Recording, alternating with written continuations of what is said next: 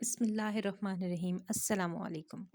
حضرت علامہ بن حارث بیان کرتے ہیں کہ رسول پاک صلی اللہ علیہ وسلم نے فرمایا، کسی بے عیب کو عیب لگانے والے اور چغل خوری کے لیے چلنے پھرنے والے، ان دونوں جماعتوں کا حشر کتوں کی صورت میں ہوگا۔ حضرت ابن عباس رضی اللہ تعالیٰ عنہ فرماتے ہیں کہ سرکار دو عالم صلی اللہ علیہ وسلم نے شب معراج میں دیکھا کہ ایک قوم مردار اور مرے ہوئے جانور کھا رہی ہے۔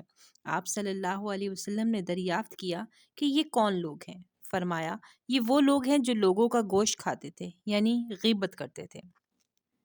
حضرت انس بن سے مروی ہے کہ سرکار مدینہ صلی اللہ علیہ وسلم نے معراج میں کچھ لوگوں کو دیکھا کہ اپنے ناخنوں سے اپنے منہ اور سینے کو چھیل رہے ہیں۔ دریافت فرمایا، یہ کون لوگ ہیں؟ جبرائیل علیہ السلام نے عرض کیا، جو لوگوں کا گوشت کھاتے تھے، یعنی غیبت کرتے تھے اور ان کی آبرو ریزی کیا کرتے تھے۔ حضرت راشد بن سعد کی روایت میں ہے کہ سرکار حضرت محمد صلی اللہ علیہ وآلہ وسلم نے فرمایا کہ میں نے کچھ لوگوں کو دیکھا کہ چھاتی کے بل لٹکے ہوئے ہیں۔ میں نے دریافت کیا، یہ کون لوگ ہیں؟ مجھے بتایا کہ یہ غیبت کرنے والے ہیں۔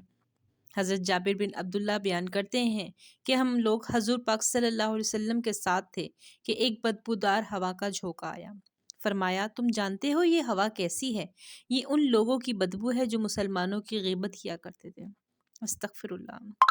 حضرت ابو سعد اور حضرت جابر رضی اللہ تعالیٰ عنہ سے روایت ہے کہ حضور پاک صلی اللہ علیہ وسلم نے فرمایا کہ غیبت زنا سے بھی سخت ہے۔ زنا توبہ سے معاف ہو جاتا ہے، لیکن غیبت جب تک وہ شخص معاف نہ کرے جس کی غیبت کی گئی ہے، معاف نہیں ہو سکتی۔ استغفر اللہ، استغفر اللہ، استغفر اللہ۔